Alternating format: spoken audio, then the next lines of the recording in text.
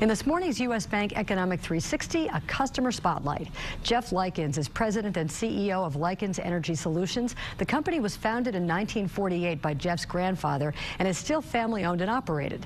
Likens is headquartered in Milford, employs nearly 300 people, and supplies more than 160 independent dealers. Jeff Likens joins Business Courier publisher Jamie Smith in the studio this morning. Jeff and Jamie. Thanks, Peg. Jeff, thanks for being here. Thank you. First off, congratulations on the growth and success you guys have had. Thank you very much. That's amazing.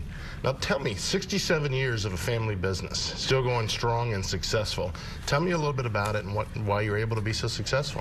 Well, I think the main reason is the old golden rule. You just treat people how you want to be treated. My grandfather started the company when two people went to the wrong house, and since then, we've always treated our customers right, treated our employees right, and given back to the community, because that's where we get our livelihood from. Well, that's great. Now, for a long time, you guys were known as Likens Oil.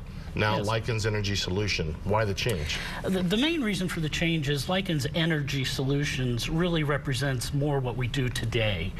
For years, we were just a petroleum marketing company, but today we sell and supply electricity, natural gas, propane, DEF fluids, and several other things. So we're really becoming the supplier of the BTU, no matter what the BTU is. Okay, that's awesome. Now, you mentioned a little bit about giving back to the community.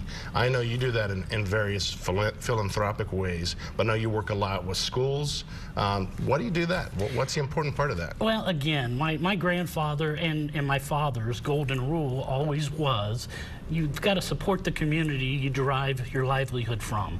So we do a lot of work with schools and youth and scholarships. We're a large supporter of Clermont County CASA to help children in need, and we just feel like that's what you have to do to be a responsible citizen in the community. Well, that's good. I wish more companies felt that way. I know Cincinnati is a very strong philanthropic. Yes, it is. The whole region is, but you can always use more of that, that's for sure.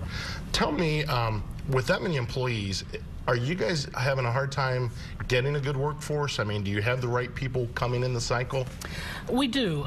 In parts of our company, we have a tough time getting the right kind of people, not the right kind of people, I should say, but the labor. Right. Truck drivers, for example. Truck drivers are a skilled labor in today's industry, and that's a hard job to fill. But we're very fortunate that we have a lot of good people that have been with us a long time, and I'm a strong believer that I try to hire people smarter than me. That's probably a good practice. Yes, it is. I know for me it is. Well, let's talk a little bit. I know you're third generation. Your grandfather started the company, and we talked a little bit beforehand. There's a fourth generation working with you as well now? Yes, I'm third generation. My cousin Ron, who's one of my partners, is third generation. My two children, Andrea and DJ, are both in the company now.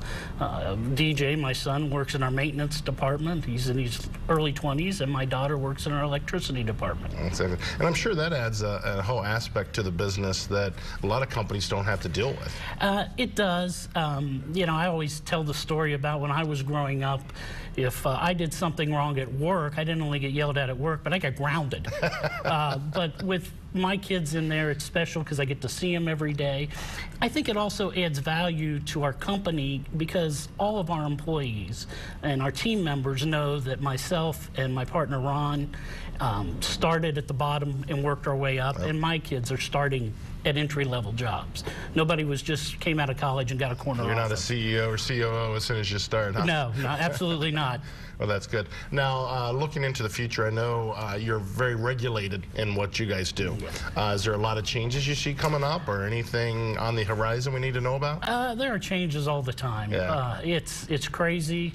We don't know, you never know 1 minute what Washington is going to do, so we just try to follow along. There's not anything really on the horizon right now. Obviously, there are some great overriding factors like the Keystone Pipeline, the number of grades of gasoline we have to deal with in our industry, those kind of things, a possible carbon tax that could change the industry.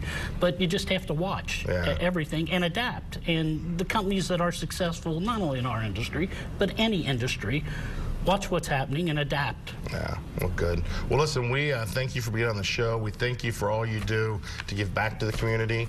And U.S. Bank thanks you for being such a strong company. Well, thank you. Thanks for having me. I enjoyed it. Thanks for being in the studio.